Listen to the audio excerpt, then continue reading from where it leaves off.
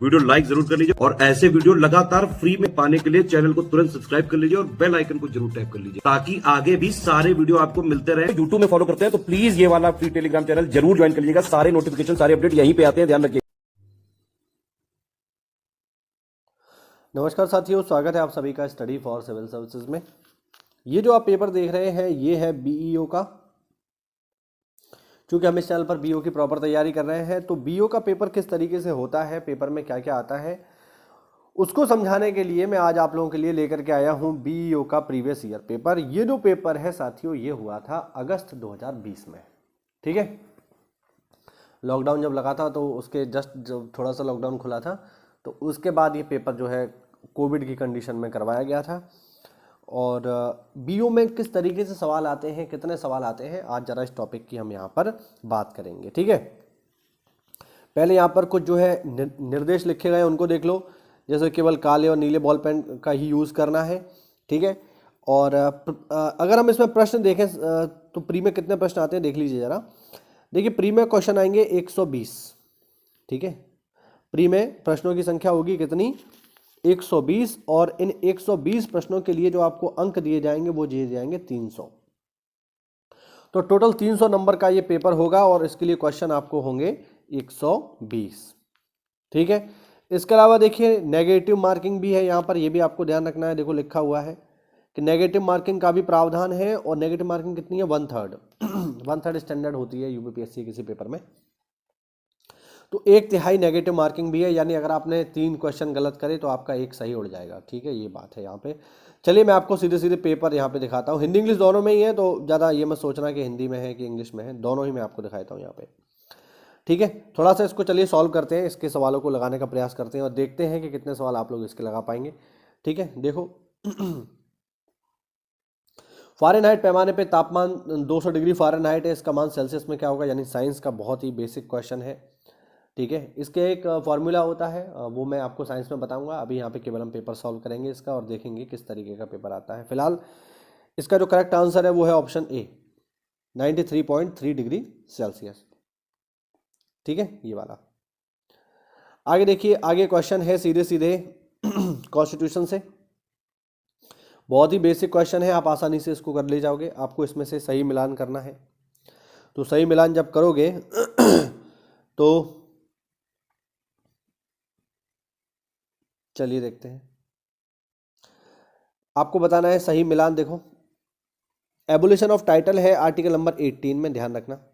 ठीक है, freedom of manage religious affair, इसका जो करेक्ट आंसर है ये है article number 26। Protection of language of minorities, इसका जो आर्टिकल है ये है सी का 1। ठीक, और राइट टू एजुकेशन सबको पता है 21A, यानी डी ऑप्शन इसका करेक्ट है। तो आपको इस तरीके के सवाल देखने को मिलते हैं। फिर अगला क्वेश्चन यहाँ पर देखिए, 74वें संविधान संशोधन से कौन सा कथन सही है ये आपको बताना है। तो 74वें संविधान संशोधन में पहला कथन दिया हुआ है, संविधान में एक नई सूची जोड़ने का उपबंध करता है। ठीक है, इसके अलावा नगर पालिकाओं की कार्य प्रणाली की पुनर्संरचना करता है, ये वाला। ठीक है, तीसरा है यह नगर पालिकाओं में महिलाओं के लिए आरक्षण का प्रावधान करता है। और दूसरा यह केवल कुछ ही राज्यों में है। तो देखो ये जो स्टेटमेंट है बिल्कुल गलत है। जब संविधान में संशोधन ही कर दिया है तो फिर कुछ राज्यों में क्यों होगा, तो सब में होगा। ठीक है, ये तो सब में होगा, कुछ राज्यों में थोड़ी होगा। तो ऊपर वाले तीनों ठीक है, यानी ए, बी और सी ठीक है, डी वाला जो है गलत है। इस तरीके के सवाल आपको देखने को मिलेंगे। चलिए क्वेश्चन नंबर 4 देखो। क्वेश्चन नंबर 4,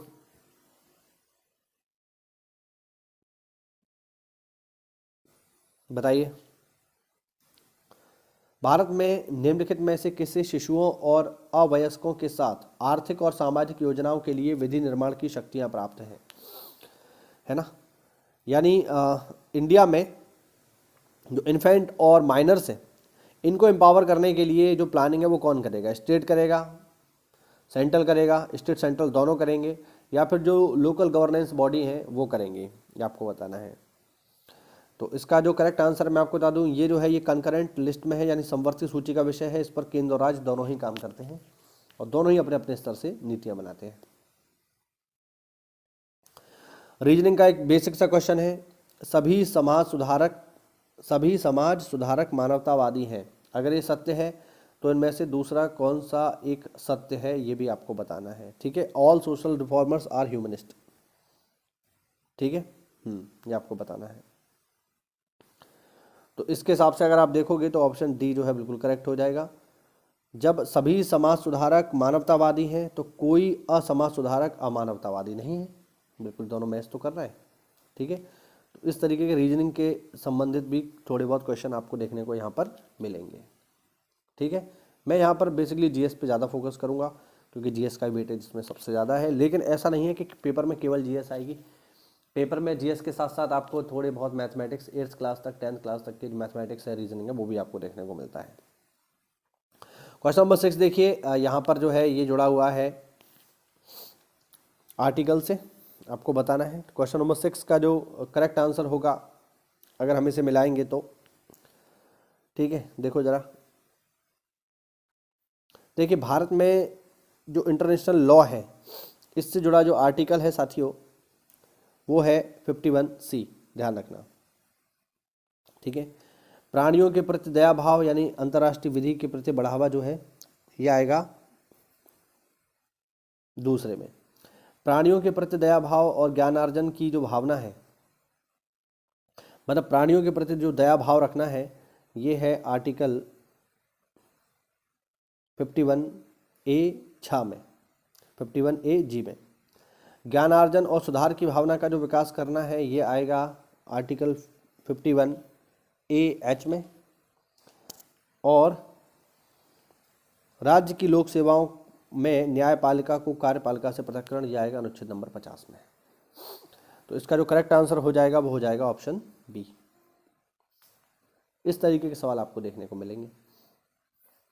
फिर जो है देखिए रीजनिंग के भी सवाल यहाँ पर आपको देखने को मिलेंगे, चलिए इनको भी देख लो आप लोग। इनमें से कौन सा पद प्रश्न के स्थान पर आएगा, 4 है, 10 है, इस तरीके से, तो इनको भी हमें देखना है, इनकी भी प्रैक्टिस हमें करनी है। देखिए रीजनिंग के सवाल हैं यहाँ पर, ठीक, ये है ब्लड रिलेशन का, ए बी का भाई है, बी सी का भाई है, सी डी का पति, इस तरीके से आपको सवाल यहाँ पे बताने पड़ेंगे।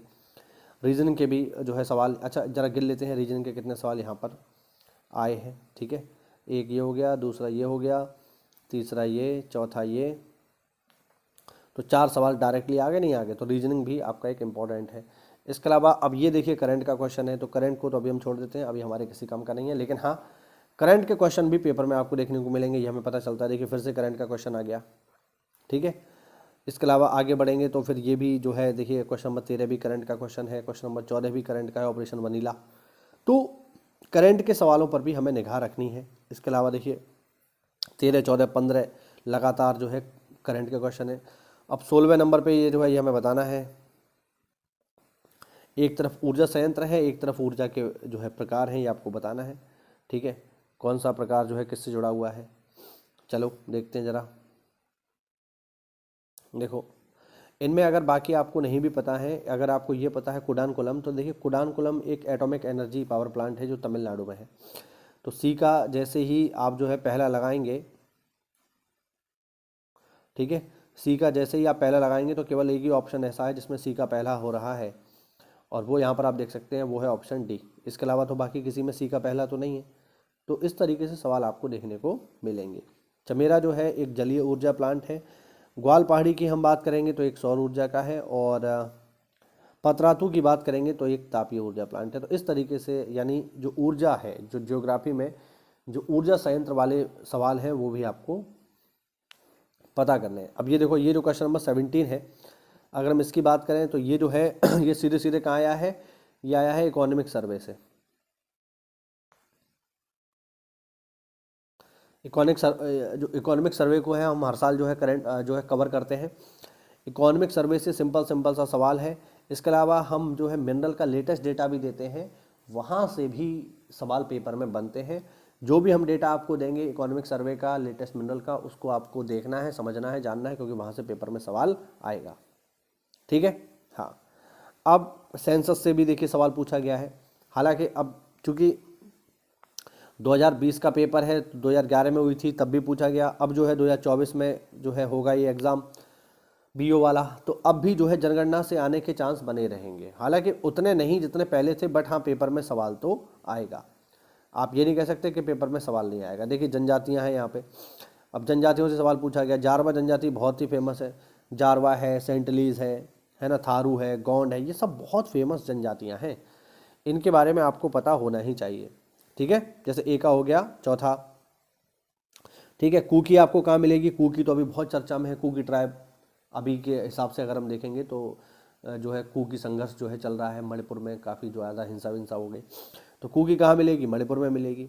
ठीक है, थारू की अगर हम बात करेंगे तो थारू कहाँ मिलेगी? थारू अपने यूपी की है, और गोंड कहाँ मिलेगी? एमपी की है, तो ऑप्शन 20 का करेक्ट हो जाएगा। यानी जनजातियां भी पेपर में पूछी जाती हैं। इसके अलावा देखो ये आ गया एनवायरनमेंट का क्वेश्चन, आपसे पूछ रहा है नौकरेक, जयवारचित, मानस, सिमलीपाल, अगस्त मलाई, तो इसको भी आप जो है आसानी से कर ले जाओगे, ज्योग्राफी का बेसिक सवाल है, आसानी से हो जाएगा। देखो नौकरेक कहाँ पड़ेगा? नौकरेक पड़ेगा मेघालय में। मानस कहाँ पड़ता है? मानस असम में पड़ता है। सिमलीपाल कहाँ पड़ेगा? ओडिशा में। अगस्त मलाई पड़ेगा केरल में। तो आपको ज्योग्राफी में भी जो इन्वायरमेंट वाला सेक्शन है उसको अच्छे से पढ़ना है। देखो फिर से जो है क्वेश्चन नंबर 21 में आप देखोगे तो ये कोई सवाल आ चुका है, कहाँ से? ये आ चुका है जनगणना से, है ना। क्वेश्चन नंबर 22 भी ये देखिए जनगणना से है। क्वेश्चन नंबर 23 का हम बात करें तो ये जुड़ा हुआ है किससे? ये बेसिक जो बायोलॉजी है उससे जुड़ा हुआ है। चलिए करके देखते हैं इसको। शरीर की सतह से पसीना बहना द्वारा जल की हानि निर्भर करती है।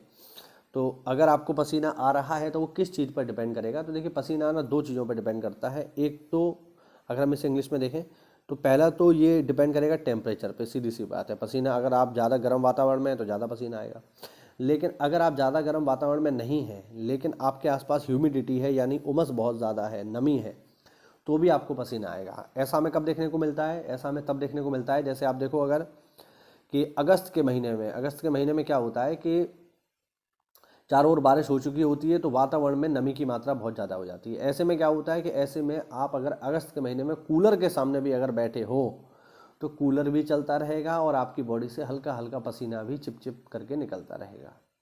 इसी को हम कहते हैं उमस। उमस वाली गर्मी बहुत खतरनाक होती है। टेम्परेचर ज़्यादा नहीं होता लेकिन गर्मी बहुत ज़्यादा लगती है।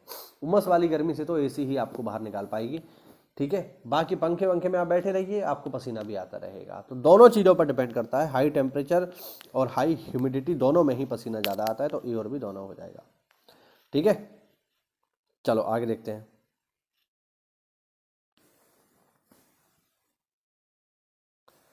आगे देखो, आगे देखिए, बहुत ही बेसिक क्वेश्चन है बायोलॉजी के, ये सब मैं आपको कवर करा दूंगा डे बाय सीरीज में, सारे के सारे। एक भी क्वेश्चन इसमें ऐसा नहीं होगा जो आप ये कहो कि हमने पढ़ा नहीं है, मतलब बहुत ही उल्टा सीधा आ गया तो बात और है। अदरवाइज 120 सवाल आएंगे तो 120 में से 100 सवाल ऐसे होंगे जो आपके गो थ्रू हुए होंगे कभी ना कभी, तो आपको पेपर टफ नहीं लगेगा, ये बात तय है। आप ये कहोगे कि ये सवाल हमने पढ़ रखे हैं। बस आप प्रॉपर हमें फॉलो करते रहिए, इस चैनल को फॉलो करते रहिए, प्रॉपर बीओ के लिए डे सीरीज को फॉलो करिए, सब कुछ कवर होगा।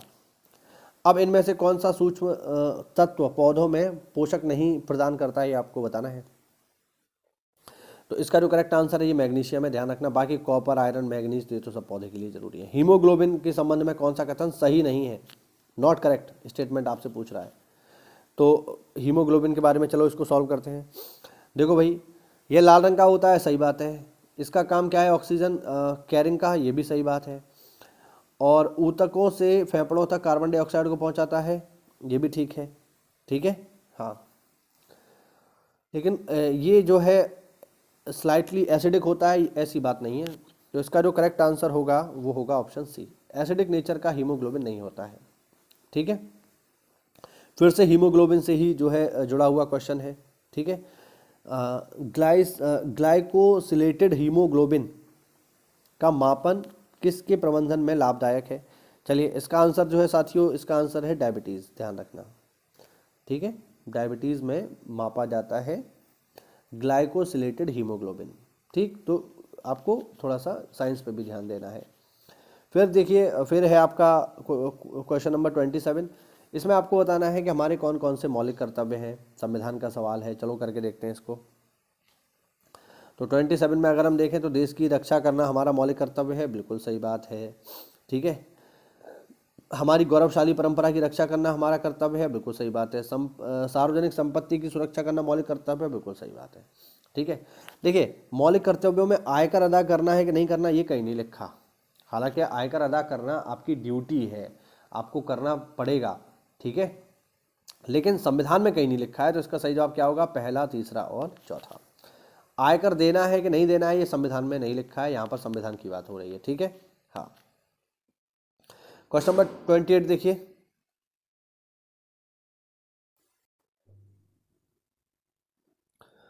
देखो इसे, स्टेटमेंट और असर्शन का रीजन है ये, मतलब स्टेटमेंट और असर्शन और रीजन का जो है क्वेश्चन है ये, असर्शन और रीजन का, कथन और कारण का। देखो, भारत में मंत्रिपरिषद संयुक्त रूप से लोकसभा और राज्यसभा दोनों के प्रति उत्तरदायी है। गलत जवाब।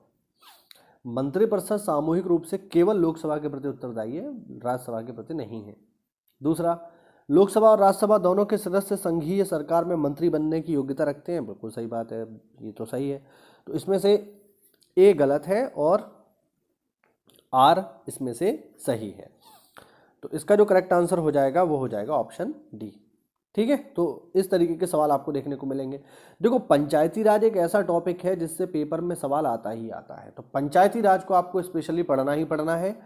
पंचायती राज से पेपर में सवाल आएगा ही आएगा। पंचायती राज को मैं स्पेशली आपको बता दूंगा, उससे जुड़ी हुई जितनी समितियां हैं मैं आपको एक साथ बता दूंगा, जिससे पेपर में आए तो आपका गलत ना हो। और ये बात तय है कि पंचायती राज से सवाल पेपर में आता ही आता है, मतलब आएगा ही आएगा, ये बात बिल्कुल फिक्स है। अब लोग पढ़े ना पढ़े वो उनकी है। तो जो लोग एनालाइज कर लेते हैं, ठीक है, जो लोग जो है प्रीवियस ईयर को एनालाइज कर लेते हैं, थोड़ा सा अच्छे से इस चीज़ की रणनीति बना लेते हैं कि कैसे पढ़ना है, तो वो इस चीज़ में थोड़ा सा आगे निकल जाते हैं। बाकी जो लकीर के फकीर हैं कि नहीं भैया कोई किताब खरीद लाए और बस उसी को पढ़े जा रहे हैं, है ना, तो उनका फिर दिक्कत आती है उन्हें।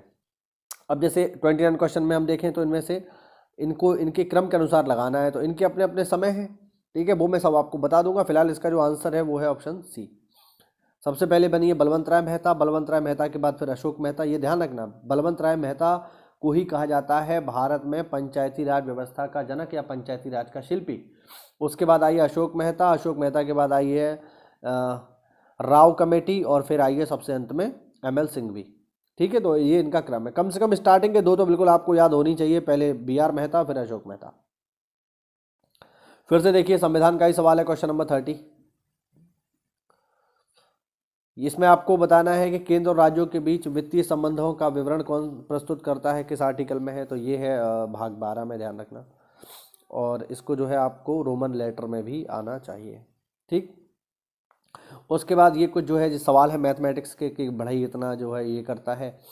फिर देखो, ये रीजनिंग का क्वेश्चन है, तो रीजनिंग पे भी थोड़ी सी आपको प्रैक्टिस करनी चाहिए। फिर से रीजनिंग का क्वेश्चन आ गया यहाँ पे, ये भी 34 भी रीजनिंग का क्वेश्चन है। तो रीजनिंग की थोड़ी बहुत प्रैक्टिस आप अगर कर लोगे ना तो वही नंबर पक्के हैं। अब जैसे ये आयु वाला सवाल है कि ए और बी की आयु का अनुपात 4:5 है, इस तरीके से, है ना, ये एक सिंपल सा है, ये भी थोड़ा सा सवाल है।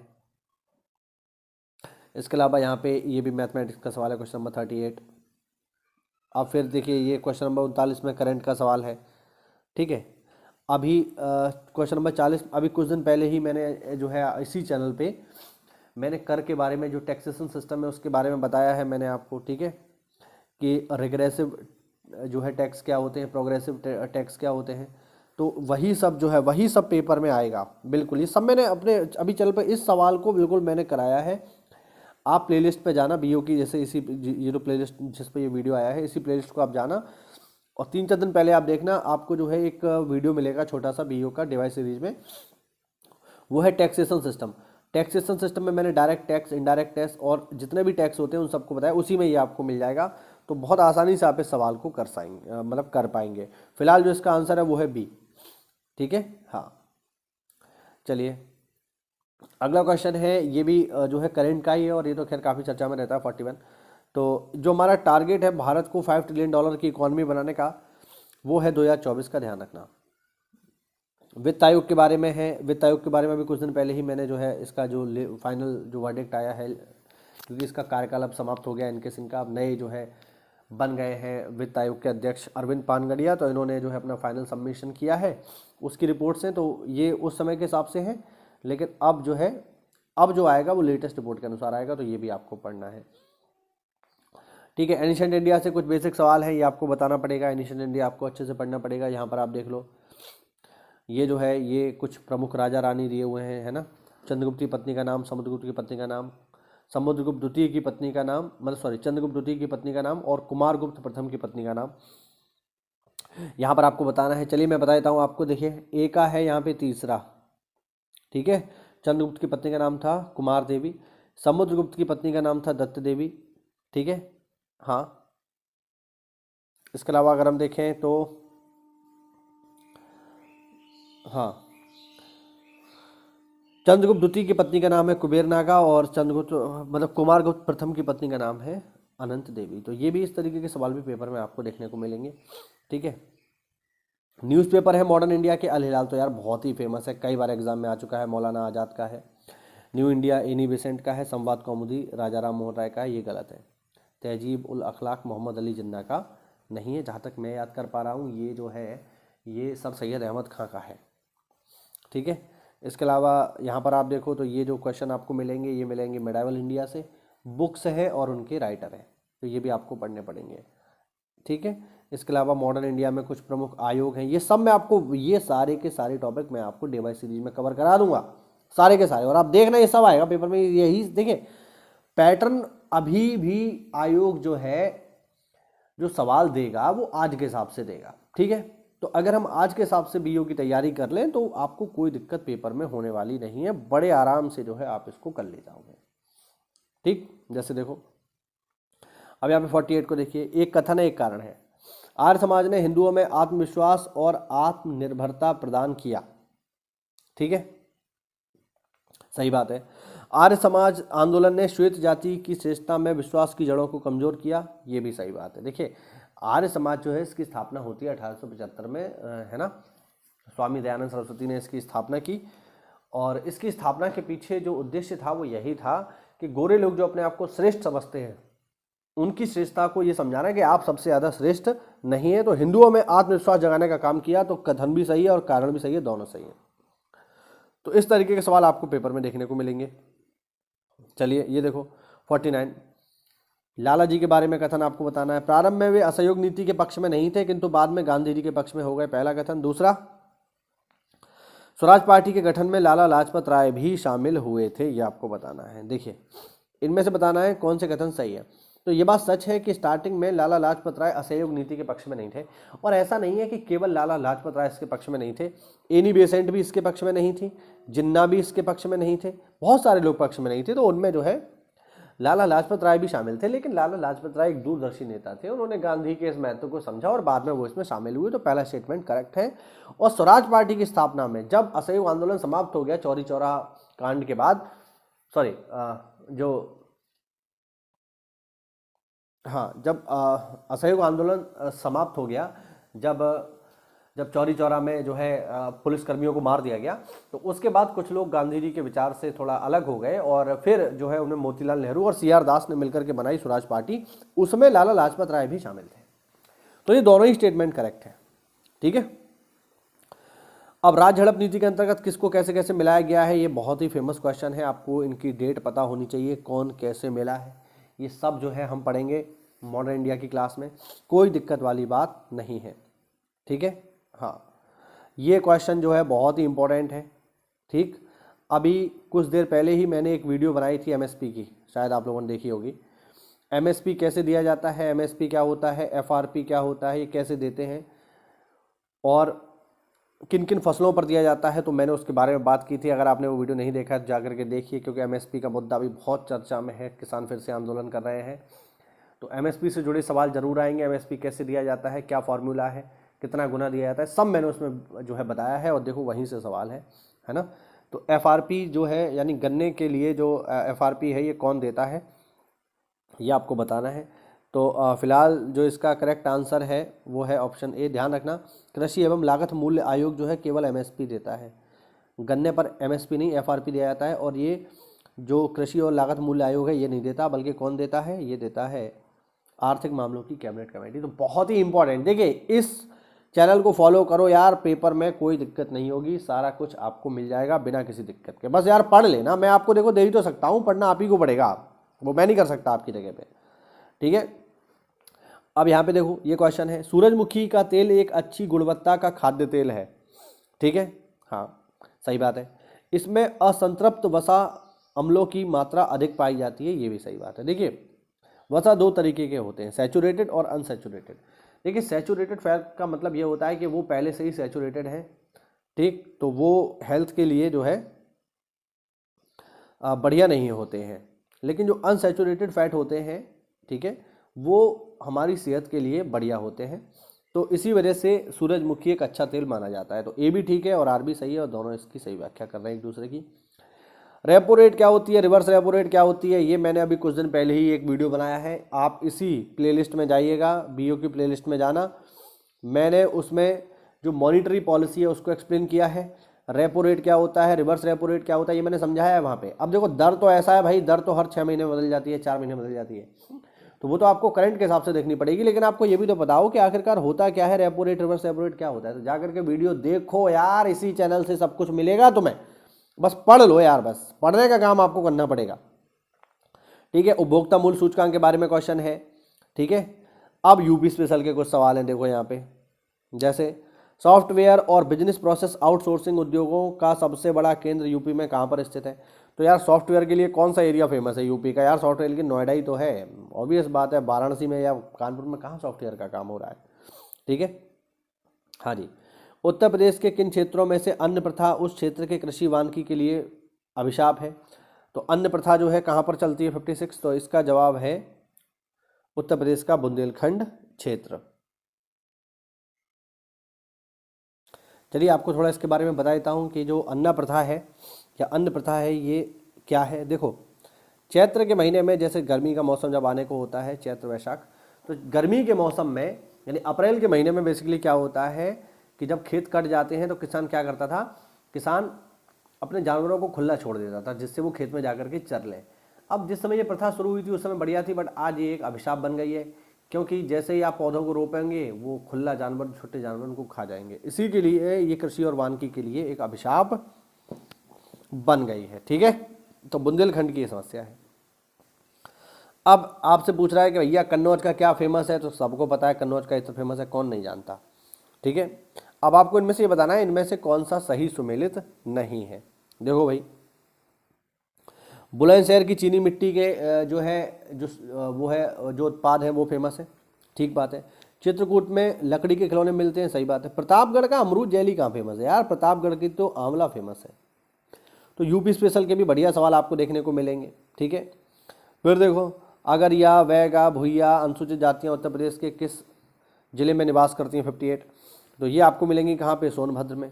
फॉस्फेटिक जैव उर्वरक कौन सा है 59, ये है वैस्कुलर अरस बुस्कुलर माइकोराइजा, ठीक है। क्वेश्चन नंबर 60 देखो, इनमें बताना है कौन सा सही सुमेलित नहीं है। तो भैया कौन सा सही सुमेलित नहीं है, ये वाला सही सुमेलित नहीं है। ये सब मैं आपको यूपी स्पेशल में करवा दूंगा, जितने भी यूपी के घराने हैं सारे के सारे, बिल्कुल डरने की ज़रूरत नहीं है। पूरा आप बस तैयारी कर लो, एक बार अच्छे से बीओ बन जाओ, ठीक है। अब आपको बताना है, एक तरफ लेखक है, एक तरफ उनके उपनाम है, ठीक है। तो देखो धनपत राय श्रीवास्तव का उपनाम क्या है, मुंशी प्रेमचंद, ठीक है। और अगर हम देखें तो जो रघुपति सहाय हैं, इनका सही नाम है फिराक गोरखपुरी। वैद्यनाथ मिश्रा का असली नाम है नागार्जुन। और कौन रह गया इसमें, और सूर्यकांत त्रिपाठी का असली नाम मतलब उपनाम है सूर्यकांत त्रिपाठी निराला, ये आप लोगों को पता होगा, ठीक है। अब है 62, ये थोड़ा सा जो है उस समय के करंट के हिसाब से। स्वच्छ भारत मिशन पूर्णतः समुदाय के सामूहिक व्यवहार पर केंद्रित है, बिल्कुल सही बात है, इसमें क्या गलत है यार, ठीक है। ये समुदाय पर ही तो केंद्रित है भाई। सरकार ये करे खुले में शौच मत करो, लेकिन समुदाय कह रहा नहीं हम तो करेंगे, तो सरकार का सबको गोली थोड़ी मार देगी। तो ये समुदाय के व्यवहार पर केंद्रित है, बिल्कुल सही बात है। अधिकांश लोगों को खुले में शौच करना उनके नियमित प्रातःकाल भ्रमण और फसलों की देखभाल करने का हिस्सा, ये भी सही है। तो दोनों ही सही है इसमें, ठीक है। आगे देखिए, करंट का क्वेश्चन है, हमारे किसी काम का नहीं है। 64 नंबर भी करंट का क्वेश्चन है, ये भी हमारे किसी काम का नहीं है, ठीक है। फिर आया है वर्ल्ड ज्योग्राफी का क्वेश्चन। वर्ल्ड ज्योग्राफी क्वेश्चन में एक तरफ दिया हुआ है नगर और एक तरफ दी हुई है नदियाँ। ये आपको बताना है कि कौन सी नदी किस मतलब कौन सा शहर जो है किस नदी के किनारे है, ये आपको बताना है। देखो भाई, ए का है इसमें चौथा, पेरिस जो है सीन नदी के किनारे है, ठीक है। किशानसा जो है ये आपका जैरो नदी के किनारे है। बैंकॉक जो है साथियों ये चाओ फ्रेया नदी के किनारे है, और आसियान्स जो है परग्वे नदी के किनारे है। इस तरीके से हो जाएगा। अब आपको देखिए जापान से कई बार क्वेश्चन आ चुका है। जापान के जो द्वीप है इनको आपको सही क्रम में लगाना है, ठीक है ना। उत्तर से दक्षिण का क्रम आपको बताना है। ये आयोग कई बार पूछ चुका है। तो होक्काइडो है सबसे पहले, फिर होन्शु है, फिर शिकोकू है, और फिर क्यूशु है। ये सवाल पेपर में कई बार आ चुका है, ध्यान रखिएगा, ठीक है। 67 में आपको बताना है, हाँ, विश्व के अधिकांश मरुस्थल 15 से 30 डिग्री उत्तरी एवं दक्षिण अक्षांशों के मध्य महाद्वीपों के पश्चिमी किनारे पर स्थित है। क्या ये स्टेटमेंट सही है? ये स्टेटमेंट बिल्कुल सही है, इसमें कोई डाउट नहीं है, ठीक है, ध्यान रखना, बिल्कुल सही बात है। पश्चिम में ही पाए जाते हैं। कोई सा भी रेगिस्तान उठा के देख लेना, आपको महाद्वीप के पश्चिम में ही मिलेगा, ठीक है। रीज़न क्या है इसका? रीज़न है व्यापारिक पवनें जैसे जैसे पश्चिम की ओर जाती हैं उनकी नमी और आर्द्रता में कमी आ जाती है। बिल्कुल सही बात है, इसी वजह से तो पश्चिम में पाए जाते हैं। पूरब में तो खूब पानी बरसता है। तो ए इसका करेक्ट आंसर है। ए और आर दोनों सही हैं और आर ए की सही व्याख्या है।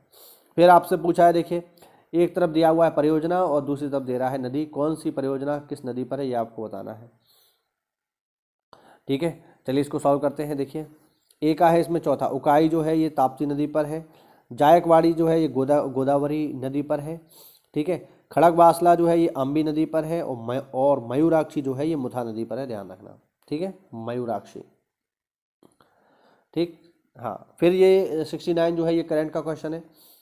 69 हो गया। 70 में देखिए कोयला क्षेत्र से सवाल आते हैं। ये टॉपिक पैट है, यहाँ से पेपर में सवाल आपको मिलेगा।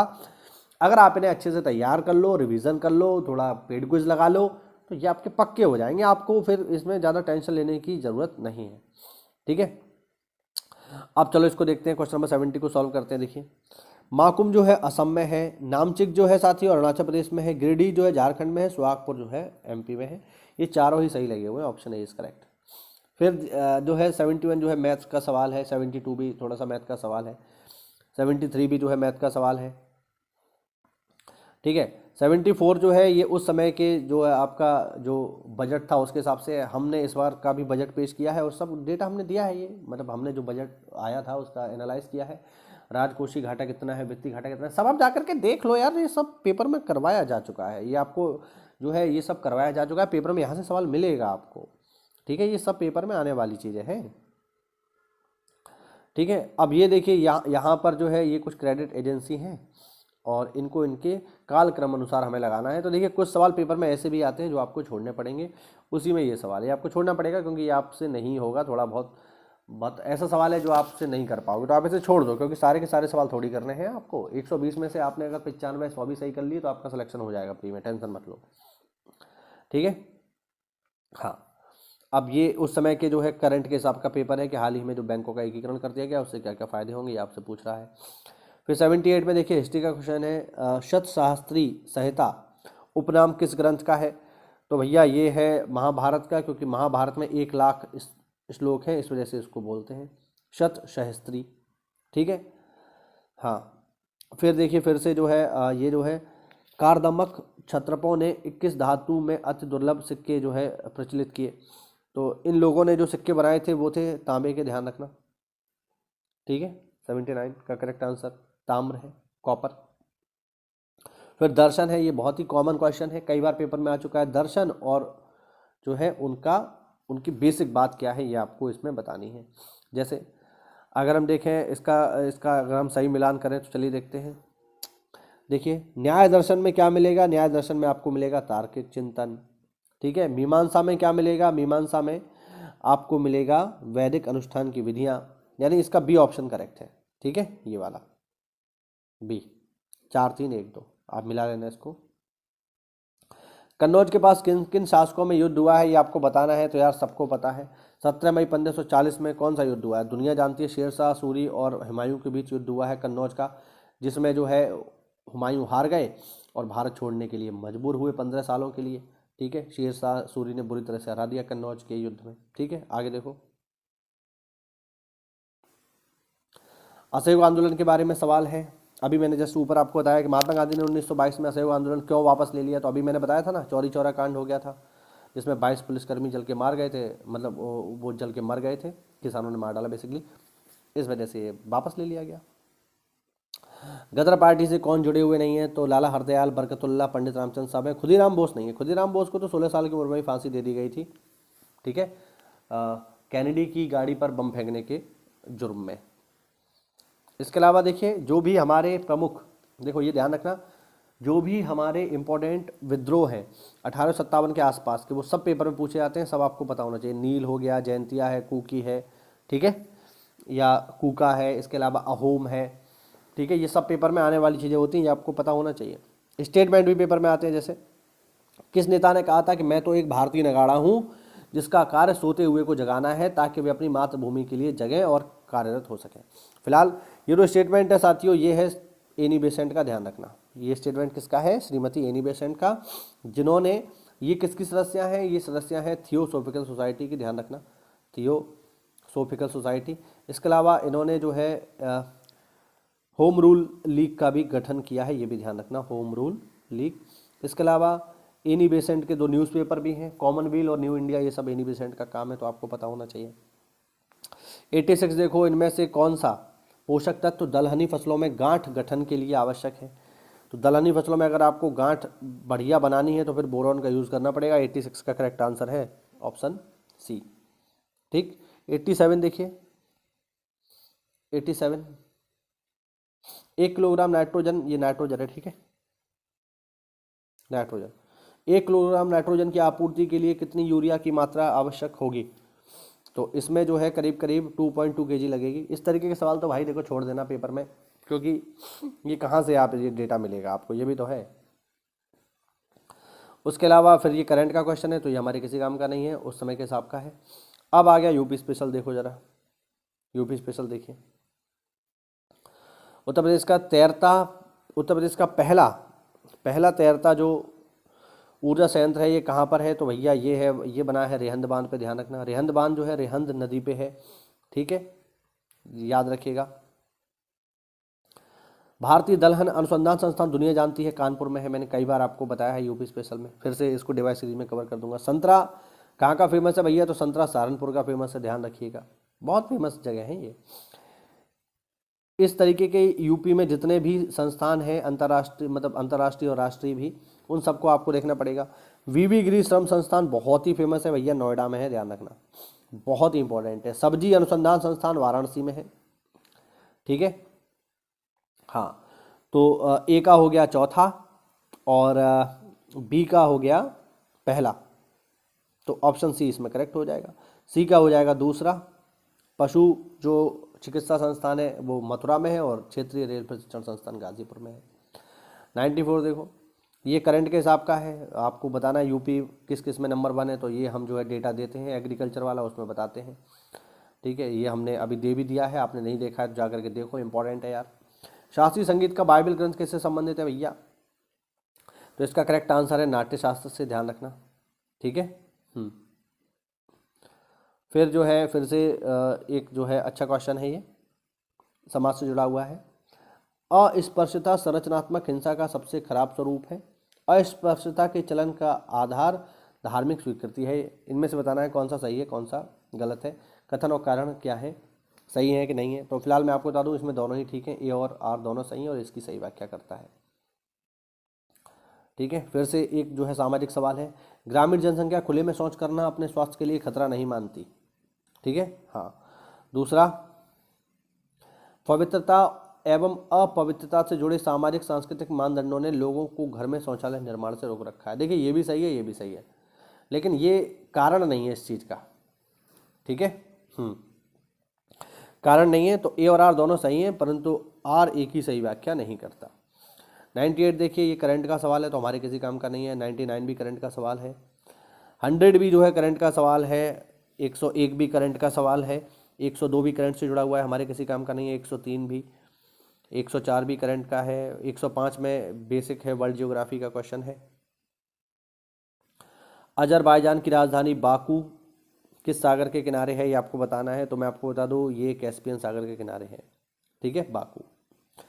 इसके अलावा ये ज्योग्राफी का बहुत ही कोर सवाल है, कई बार एग्जाम में आ चुका है, घास के मैदान और वो कहाँ पर है। हर बार मतलब पेपर में आता ही आता है, यूपीपीएससी का कोई भी एग्जाम होगा तो ये सवाल पेपर में आएगा ही आएगा। फिलहाल आसान है। लानोज आपको मिलेगा दक्षिण अमेरिका में, ठीक है।